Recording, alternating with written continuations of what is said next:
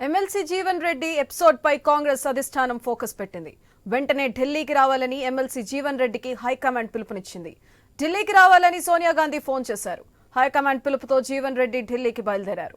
మరోవైపు తెలంగాణ సీఎం రేవంత్ రెడ్డితో పాటు కాంగ్రెస్ ముఖ్య నేతలు ఢిల్లీలోనే ఉన్నారు. బీఆర్ఎస్ ఎమ్మెల్యే సంజయ్ కుమార్ ను తనకు తెలియకుండా కాంగ్రెస్ పార్టీలోకి చేర్చుకోవడంపై జీవన్ రెడ్డి అలకబోనారు. రాష్ట్ర కాంగ్రెస్ నేతలు జీవన్ రెడ్డికి సర్ది చెప్పే ప్రయత్నం చేసినా ఆయన అసంతృప్తి వీడలేదని తెలుస్తుంది. దీంతో జీవన్ రెడ్డికి ఏకంగా హైకమాండ్ నుంచి పిలుపునొచ్చింది.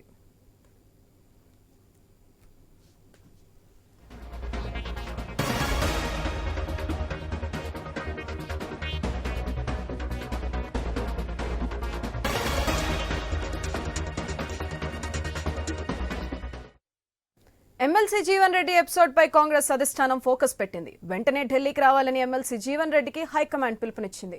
అయితే దీనికి సంబంధించి మరింత సమాచారం మా special correspondent Sunil phone line ద్వారా అందిస్తారు. సునీల్, జగిత్యాల ఎమ్మెల్యే సంజయ్ ను కాంగ్రెస్ లో చేర్చుకోవడంపై తీవ్ర అసంతృప్తి మనస్తాపానికి గురైన ఎమ్మెల్సీ జీవన్ రెడ్డి నిన్నంతా కూడా ఆయన ఇంట్లోనే ఉన్నారు. ఆయనతో కాంగ్రెస్ మంత్రులు అంటే సీనియర్ మంత్రులు భట్టి విక్రమార్క, శ్రీధర్ బాబు ఇద్దరు చర్చించారు. హైకమాండ్ తో మాట్లాడతామని చెప్పేసి హామీ ఇచ్చినట్టుగా తెలుస్తుంది. ఆ మేరకు ఏఐసిసి రాష్ట్ర వ్యవహారాల ఇన్ఛార్జి దీపాదాస్ మున్షితో కూడా మాట్లాడించారు. ఈ రోజు జీవన్ రెడ్డిని ఢిల్లీ రావాల్సిందిగా పిలుపు వచ్చింది. ఆయన మధ్యాహ్నం ఢిల్లీ వెళ్లే అవకాశం ఉంది. ఆయనతో పాటు ప్రభుత్వ విప్ లక్ష్మణ్ కూడా ఢిల్లీ వెళ్తారని చెప్పేసి తెలుస్తుంది. ఢిల్లీ వెళ్ళాక ఆయనతో కాంగ్రెస్ అగ్రనేతలు మాట్లాడే అవకాశాలు అయితే కనిపిస్తున్నాయి. నిన్న రాజీనామా చేస్తాను తన పదవికి ఎమ్మెల్సీకి అని చెప్పేసి జీవన్ రెడ్డి చెప్తూ వచ్చారు. ఆ మండలి చైర్మన్ కి ఫోన్ చేశాను, ఆయన అందుబాటులో లేరు అని చెప్పేసి, ఆయన లేకపోవడంతో ఆయన ఆఫీస్ లో తన రాజీనామా పత్రాన్ని ఇస్తానని చెప్పేసి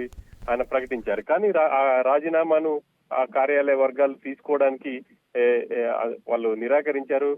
వాళ్ళు తాము మండలి చైర్మన్ కి ఇవ్వాలని చెప్పడంతో ఆయన వాయిదా వేస్తూ వచ్చారు. ఈ క్రమంలో ఢిల్లీ నుంచి ఆయనకు పిలుపు రావడం, ఆ పార్టీ నేతలు మాట్లాడడానికి ఆహ్వానించడంతో జీవన్ రెడ్డికి కూడా కొంత వెనక్కి తగ్గే అవకాశాలు అయితే కనిపిస్తున్నాయి. రాబోయే రోజుల్లో జీవన్ రెడ్డికి ఆయనతో మాట్లాడి ప్రస్తుత పరిస్థితులు అంటే ఎందువల్ల ఆయనకు సంజయ్ ని పార్టీలోకి తీసుకునేప్పుడు సమాచారం ఇవ్వలేదు, అవన్నీ కూడా మాట్లాడిన తర్వాత ఆయనతో ఆయనకు అన్ని వివరాలు తెలిపే అవకాశం ఉంది. ఆ తర్వాత రాబోయే రోజుల్లో జీవన్ రెడ్డికి సంబంధించి అంటే జీవన్ రెడ్డికి ప్రధానంగా ఇప్పుడు ఎమ్మెల్సీ పదవి మరో 8-9 నెలల్లో ముగియబోతుంది. ఆ తర్వాత ఆయనకు ప్రోటోకాల్ అంశం కూడా తెరపైకి వచ్చే ఛాన్స్ ఉంటుంది. కాబట్టి ఆయనకు ఎమ్మెల్సీ పదవి ఇస్తారు గవర్నర్ కోటాలో అని చెప్పేసి కూడా చర్చ జరుగుతుంది. ఆ మేరకు హైకమాండ్ ఆయనకు గ్రీన్ సిగ్నల్ ఇచ్చే అవకాశాలు ఉన్నాయన్నట్టుగా కూడా పార్టీ వర్గాల నుంచి అయితే తెలుస్తుంది. మొత్తం మీద అయితే జీవన్ రెడ్డి ఎపిసోడ్ ఈ రోజు క్లోజ్ అయ్యే అవకాశాలు అయితే కనిపిస్తున్నాయి. రాత్రి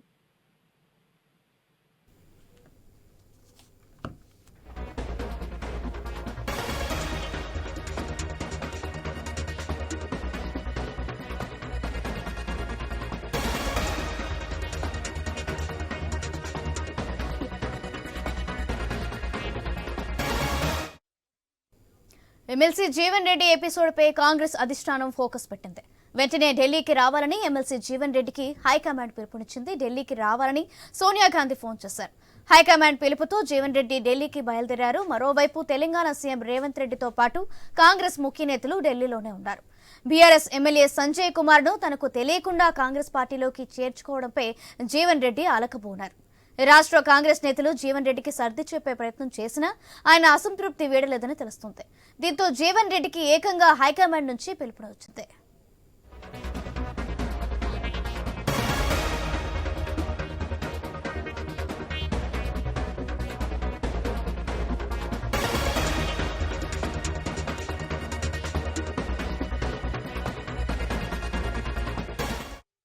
ఎమ్మెల్సీ జీవన్ రెడ్డి ఎపిసోడ్ పై కాంగ్రెస్ అధిష్టానం ఫోకస్ పెట్టింది. వెంటనే ఢిల్లీకి రావాలని ఎమ్మెల్సీ జీవన్ రెడ్డికి హైకమాండ్ పిలుపునిచ్చింది. దీంతో ఢిల్లీకి రావాలని సోనియా గాంధీ ఫోన్ చేశారు. హైకమాండ్ పిలుపుతో జీవన్ రెడ్డి ఢిల్లీకి బయలుదేరారు. మరోవైపు తెలంగాణ సీఎం రేవంత్ రెడ్డితో పాటు కాంగ్రెస్ ముఖ్య నేతలు ఢిల్లీలోనే ఉన్నారు. బీఆర్ఎస్ ఎమ్మెల్యే సంజయ్ కుమార్ ను తనకు తెలియకుండా కాంగ్రెస్ పార్టీలోకి చేర్చుకోవడంపై జీవన్ రెడ్డి అలకబోనారు. రాష్ట్ర కాంగ్రెస్ నేతలు జీవన్ రెడ్డికి సర్ది చెప్పే ప్రయత్నం చేసినా ఆయన అసంతృప్తి వీడలేదని తెలుస్తోంది. దీంతో జీవన్ రెడ్డికి ఏకంగా హైకమాండ్ నుంచి పిలుపు వచ్చింది.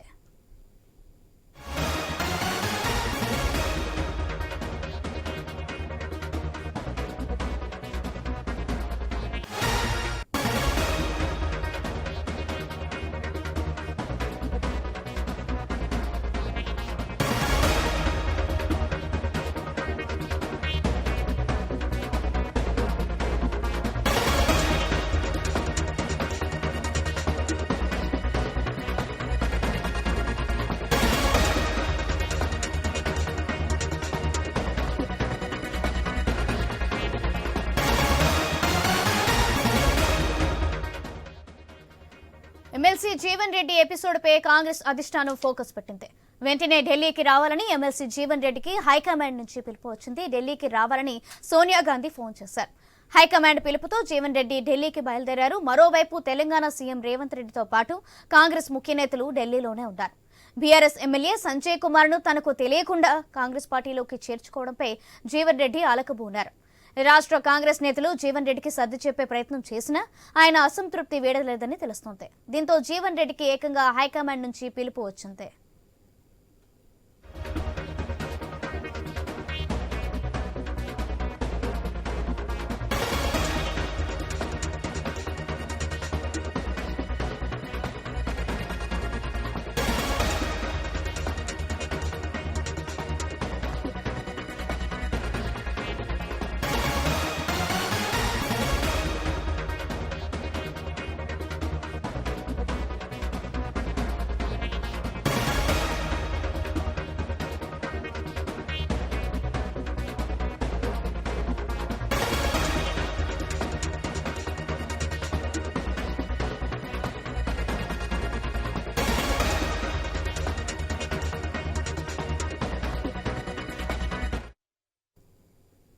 ఎమ్మెల్సీ జీవన్ రెడ్డి ఎపిసోడ్ పై కాంగ్రెస్ అధిష్టానం ఫోకస్ పెట్టింది. వెంటనే ఢిల్లీకి రావాలని ఎమ్మెల్సీ జీవన్ రెడ్డికి హైకమాండ్ నుంచి పిలుపునొచ్చింది.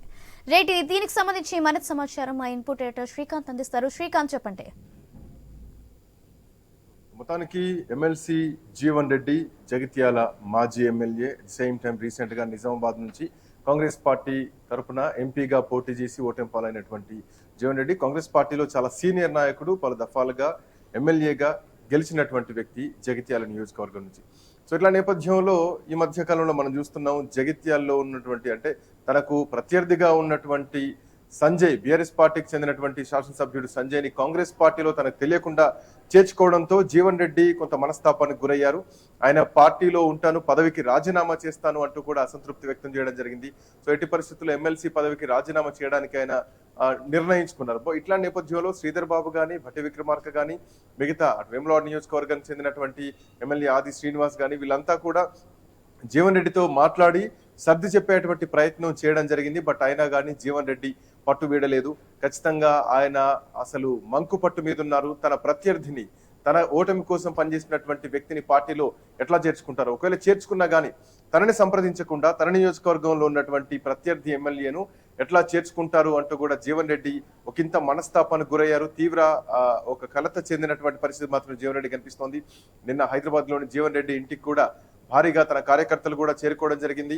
అటు జగిత్యాల నుంచి కానీ, నిజామాబాద్ జిల్లా నుంచి కానీ జీవన్ రెడ్డి సంబంధించినటువంటి అనుచరులు, కార్యకర్తలు అంతా కూడా జీవన్ రెడ్డి ఇంటికి చేరుకున్నారు. ఈ సందర్భంగా జీవన్ రెడ్డిని బుజ్జగించేటువంటి ప్రయత్నం కూడా డిప్యూటీ స్పీకర్ మల్లు భట్టి విక్రమార్క, దూదిలి శ్రీధర్ బాబు అట్లా మిగతా ఎవరైతే కీలకమైనటువంటి నేతలు ఉన్నారో వాళ్ళంతా బుజ్జగించే ప్రయత్నం చేశారు. బట్ అయినా కానీ ఆ సంప్రదింపులు ఫలించలేదు అన్నది మాత్రం స్పష్టంగా కనిపిస్తోంది. ఇట్లా నేపథ్యంలో ఇవాళ మధ్యాహ్నం 2 గంటలకు జీవన్ రెడ్డి ఢిల్లీకి చేరుకోబోతున్నారు. ఇప్పటికే ఢిల్లీలో అటు ముఖ్యమంత్రి రేవంత్ రెడ్డి, ఉప ముఖ్యమంత్రి భట్టి విక్రమార్క, శ్రీధర్ బాబు, ఉత్తమ్ కుమార్ రెడ్డి అందరూ కీలకమైనటువంటి నాయకులంతా కూడా ఢిల్లీలో ఇప్పటికే అంటే సోనియా గాంధీతో కూడా భేటీ కావడం జరిగింది. సో ఇట్లా నేపథ్యంలో వీళ్ళంతా ఉన్నటువంటి క్రమంలోనే ఇటు జీవన్ రెడ్డి ఢిల్లీ వెళ్తున్నాడు. దీపదాస్ మున్సీ నుంచి జీవన్ రెడ్డికి పిలుపు రావడంతో సో అక్కడ ఇక ఢిల్లీ అధిష్టానంతోనే తేల్చుకోవడానికి జీవన్ రెడ్డి అయితే ముందుకెళ్తున్నారు. అట్లా ఎట్లాంటి కన్ఫర్మేషన్ ఇవ్వబోతున్నారు, ఎట్లా సద్దుమణిగించబోతున్నారు? ఎందుకంటే జీవన్ రెడ్డి చిన్న నాయకుడు ఏం కాదు, చాలా పెద్ద నాయకుడు, కాంగ్రెస్ పార్టీలో చాలా సీనియర్ నాయకుడు. సో ఇట్లాంటి నాయకుడిని రాష్ట్ర అధినాయకత్వం పక్కన పెట్టిందా? జీవన్ రెడ్డిని అంటే ఒక్క జీవన్ రెడ్డితో ఏమవుతుంది, జీవన్ రెడ్డితో ప్రభుత్వం ఏమైనా కూలిపోతుందా అన్నటువంటి ధోరణిలో ఏమైనా ప్రభుత్వం అంటే కాంగ్రెస్ పార్టీ పెద్దలు ఏమైనా రాష్ట్రంలో వ్యవహరించారా? అందుకే జీవన్ రెడ్డి ఏమైనా ఒకంత మనస్తాపానికి గురయ్యారా అన్నది మాత్రం స్పష్టంగా కనిపిస్తుంది. సో కాంగ్రెస్ పార్టీ అధినాయకత్వం జీవన్ రెడ్డిని పక్కన పెట్టి కనీసం సంప్రదించకుండా ఎమ్మెల్యే సంజయ్ ని కాంగ్రెస్ పార్టీలో చేర్చుకోవడంతో ఇక ఒక్క విధంగా చెప్పాలంటే కాంగ్రెస్ పార్టీలో మరీ ముఖ్యంగా నిజామాబాద్ జిల్లాలో అగ్గి రాజేకున్నట్టయింది. జగిత్యాల పంచాయతీ కాస్త ఢిల్లీ అధిష్టానం వరకు చేరుకుంది. సో దీపదాస్ మున్సీతో భేటీ అయిన తర్వాత ఏం జరగబోతోంది, జీవన్ రెడ్డి నిర్ణయం ఎట్లా ఉండబోతోంది, కాంగ్రెస్ పార్టీలో ఎట్లాంటి పరిణామాలు రాబోతున్నాయి, ఇవన్నీ మాత్రం వెయిట్ చేయాల్సినటువంటి అవసరం అయితే ఉంది. సౌజన్య, అంటే ఇప్పుడు జీవన్ రెడ్డి ఢిల్లీ వెళ్ళిన తర్వాత అలకవీడే అవకాశం ఏమైనా ఉందంటారా శ్రీకాంత్? ఎస్, ఎందుకంటే అధిష్టానం జీవన్ రెడ్డి చాలా సీనియర్ నాయకుడు కాబట్టి అధిష్టానం ఆయనకు ఇంపార్టెన్స్ ఇచ్చి జీవన్ రెడ్డిని పిలుస్తున్నారు. ఎందుకంటే ఇక్కడ నాయకత్వం ఆయన్ని సంప్రదించకుండా, ఆయన గౌరవించకుండా ఆయన ప్రత్యర్థి ఎమ్మెల్యేను పార్టీలో చేర్చుకోవడం జీవన్ రెడ్డిని నిజానికి కలిసివేసింది.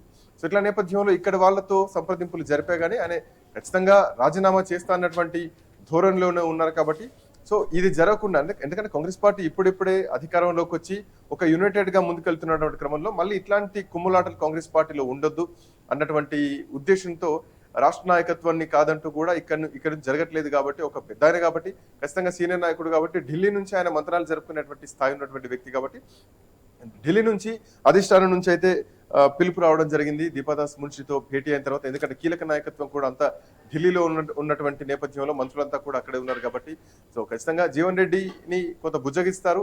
ఖచ్చితంగా అంటే సానుకూలంగా కాంగ్రెస్ పార్టీలో ఉండేలాగానే పార్టీ అంటే పదవికి రాజీనామా చేయకుండా జాగ్రత్త పడేటువంటి దిశగానే జీవన్ రెడ్డితో చర్చలు జరుపుతారేమో అన్నటువంటి ఒక ఆశాభావం అయితే కనిపిస్తుంది. బట్ ఏదేమైనా భేటీ తర్వాత ఎట్లాంటి నిర్ణయం ఉండబోతోంది, అధిష్టానం చెప్పిన తర్వాత జీవన్ రెడ్డి నిర్ణయం ఏ ఉండబోతుంది అన్నది మాత్రం చూడాల్సినటువంటి అవసరం ఉంది. సౌజన్య, అంటే శ్రీకాంత్, ఇప్పుడు జీవన్ రెడ్డి అలక మంత్రి పదవి కోసం అనుకోవచ్చా?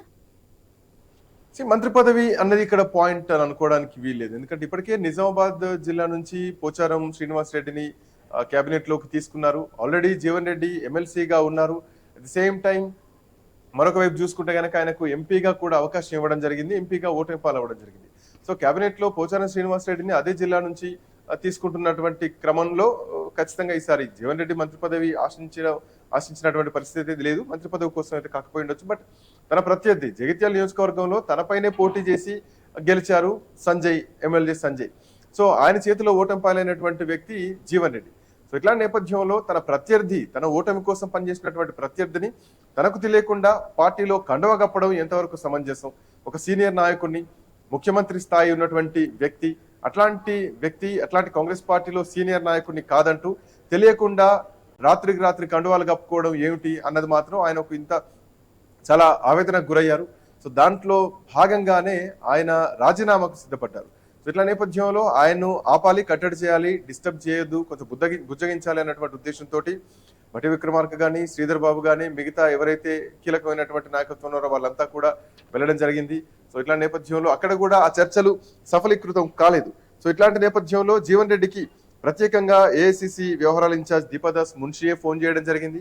ఫోన్ చేసి ఢిల్లీకి రావాలి అంటూ కూడా జీవన్ రెడ్డిని కోరడం జరిగింది. సో ఈ రోజు మధ్యాహ్నం జీవన్ రెడ్డి ఢిల్లీ వెళ్ళబోతున్నారు. దీనికి సంబంధించి అడ్లూరు లక్ష్మణ్ కు ఈ బాధ్యతలు అప్పగించారు. జీవన్ రెడ్డి ఢిల్లీ పర్యటన కానీ, జీవన్ రెడ్డిని కల్పించేటువంటి బాధ్యత కానీ, మొత్తానికి ఈ చర్చలకు సంబంధించినటువంటి పూర్తి బాధ్యతలు అడ్లూరు లక్ష్మణ్ కి అధిష్టానం అప్పగించింది. సో ఇట్లా నేపథ్యంలో మిగతా మంత్రులు కూడా ఎవరెవరైతే ఉన్నారో అంటే ఇప్పటికే మంత్రులు కూడా ఢిల్లీ వెళ్ళినటువంటి పరిస్థితి చూసాం. At the same time cabinet విస్తరణ కూడా జరగబోతోంది. సో దీంట్లో భాగంగా ఉప ముఖ్యమంత్రి భట్టి విక్రమార్క, అట్లాగే ఉత్తమ్ కుమార్ రెడ్డి, శ్రీధర్ బాబు కూడా ఈరోజు ఢిల్లీ వెళ్ళబోతున్నారు.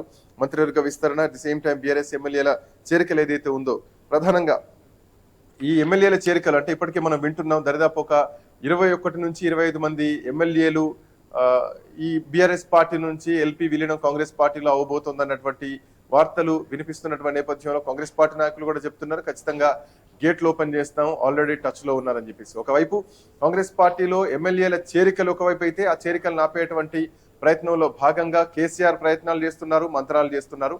సో ఏం జరగబోతోంది, కేసీఆర్ వ్యూహాలు ఎట్లా ఉండబోతున్నాయి అన్నది మాత్రం వేచి చూడాల్సినటువంటి అవసరం ఒకటైతే ప్రస్తుతానికి కనిపిస్తోంది. సో ఒకవైపు మంత్రివర్గ విస్తరణతో పాటు జీవన్ రెడ్డికి సంబంధించినటువంటి ఈ ఇష్యూ ఏదైతే ఉందో, సో దాన్ని కూడా సర్దుమణిగించాలన్నటువంటి ఉద్దేశంతో కీలక నాయకత్వం మొత్తం కూడా ఢిల్లీకి వెళ్ళబోతున్నారు. ఇప్పటికే ముఖ్యమంత్రి రేవంత్ రెడ్డితో పాటు పొన్నం ప్రభాకర్, కోమటిరెడ్డి వెంకటరెడ్డి, సీతక్క, అట్లాగే జూపల్లి కృష్ణారావు వీళ్ళంతా కూడా ప్రస్తుతానికి ఢిల్లీలోనే ఉన్నారు. నిన్న సోనియా గాంధీతో పార్లమెంట్ ఆవరణలో రేవంత్ రెడ్డి భేటీ కూడా కావడం జరిగింది.